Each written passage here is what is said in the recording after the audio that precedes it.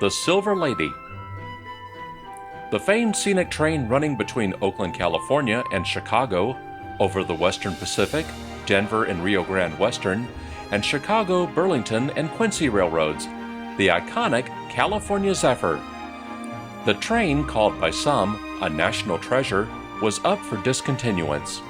In the cold weather of 1969, Frank took his brand new Super 8 movie camera and headed west aboard the Santa Fe's combined El Capitan and Super Chief through southern Colorado, New Mexico, and Arizona, headed for California and the Zephyr.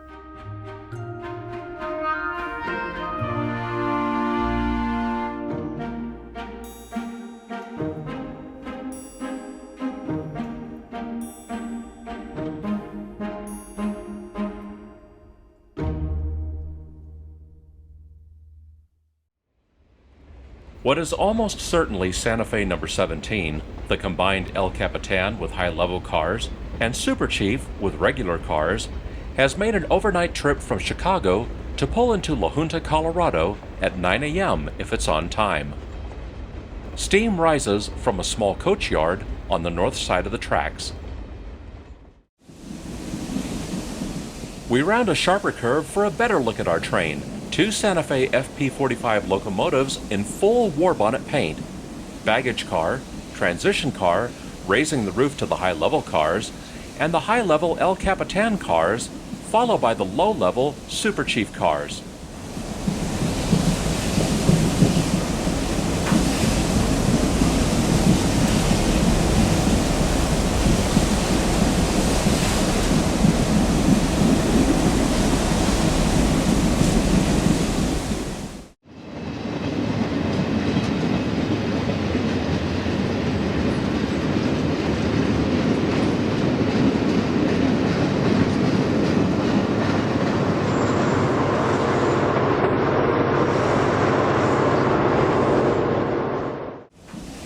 The terrain becomes more rugged as the Zephyr climbs over Altamont Pass, headed for the San Joaquin Valley. For many years, a Southern Pacific line paralleled the WP. The SP line was eventually abandoned in favor of running on the WP, redesignated the Feather River Division of the Union Pacific. Part of the SP line has become the Niles Canyon Railroad, a tourist railway running vintage equipment.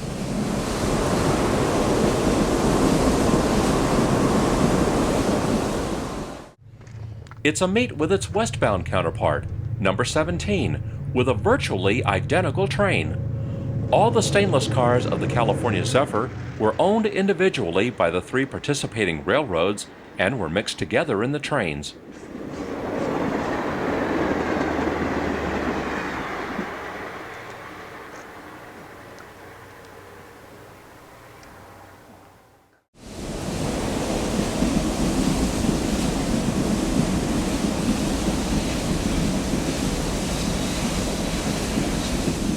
We climb higher.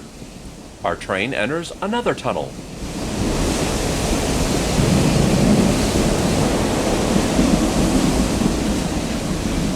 We enter the iconic Feather River Canyon near Story.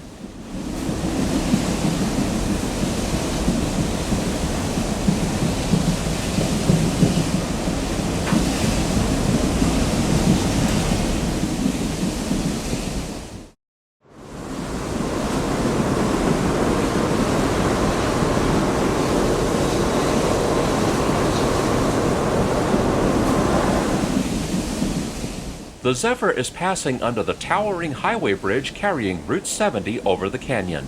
Usually the photos are taken from the bridge high overhead.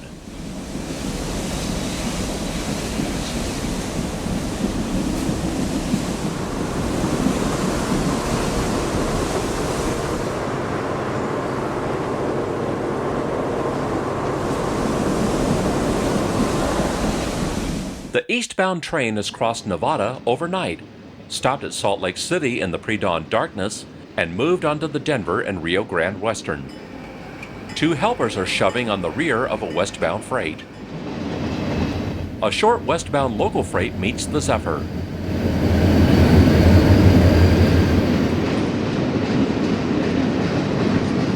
The massive Castlegate rock formation is at the end of Price Canyon.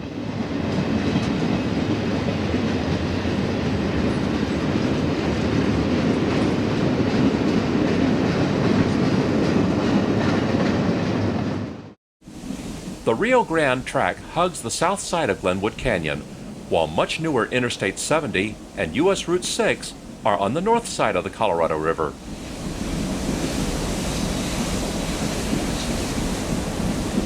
For many years, a large model of a Vistadome car was alongside Route 6, east of Glenwood Springs. In 1944, Cyrus Osborne, a General Motors vice president, was awed by a freight train ride and convinced Ralph Budd, CB&Q president, to build a dome car, and the concept took off. The model has since been moved to the Colorado Railroad Museum at Golden. The eastbound train enters a tunnel district as it passes through a series of bores through rugged rock outcroppings.